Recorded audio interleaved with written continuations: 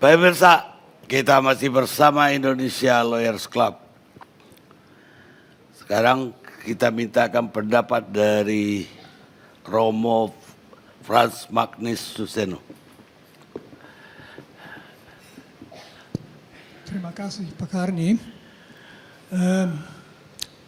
Mungkin pertama kali saya mau mengatakan dari pembicara yang pertama yang memang saya setuju semua, tetapi sindiran bahwa omongan tentang Pancasila seperti itu bisa bernafaskan Marxisme-Leninisme menurut saya jangan diulangi. Mengingat kejahatan di masa lampau atas nama anti komunisme sebaiknya itu disingkirkan. Nah, saya sendiri waktu membaca di WA ucapan Prof Yudian menjadi kaget. Pancasila kok musuh paling besar adalah agama. Lalu saya baca kelanjutannya adalah yaitu agama bukan kesukuan. Jadi saya menarik kesimpulan bahwa sebetulnya yang mau dikatakan hal perbedaan suku tidak perlu diperhatikan, tidak menjadi ancaman Pancasila, tetapi dari agama. Saya merasa itu tetap suatu pembicaraan yang sembrono. Begini, yang mengancam agama, yang mengancam Pancasila bukan agama. Yang mengancam Pancasila adalah pseudo agama, ekstremisme agama, mungkin radikalisme agama, tetapi justru bukan agama. Kan Pancasila itu justru adalah kehebatan yang dilontarkan Bung Karno dan ditetapkan dalam Undang-Undang Dasar 45 bahwa di Indonesia atas dasar Pancasila semua komunitas beragama bisa hidup sesuai dengan agama menurut aspirasi mereka.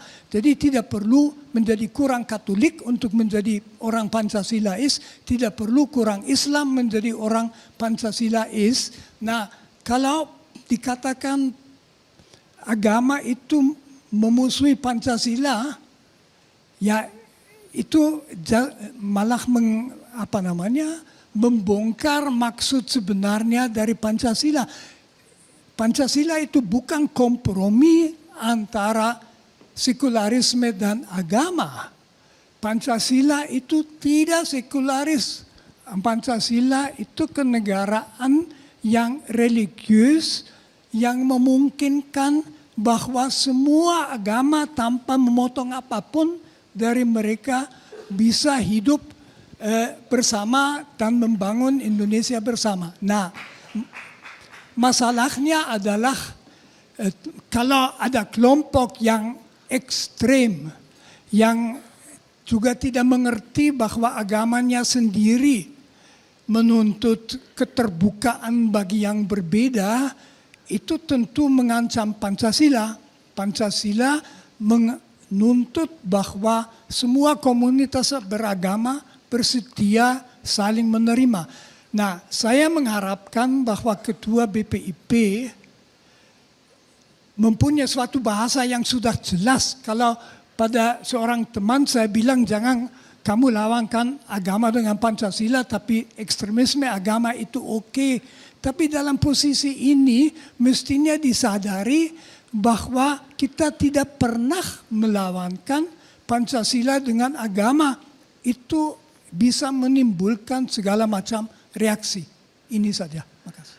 Itu yang Romo maksud dengan beliau tidak kompeten. Bagaimana? Tidak kompeten.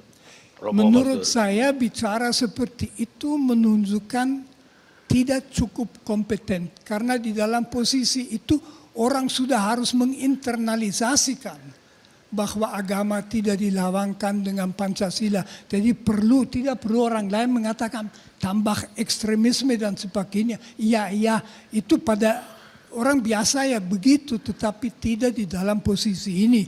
Tapi ya saya harap barangkali beliau, ya saya tidak mau mengatakan sesuatu itu urusan orang lain. Bagaimana kalau dia itu sebenarnya cuma slip lidah, slip of tongue? Ya ada hal-hal di mana slip of tongue tidak boleh ada. Kalau kita di dalam posisi cukup tinggi, ya kita harus tahu yang kita katakan. Orang biasa boleh slip of tongue, tetapi tidak dalam posisi itu.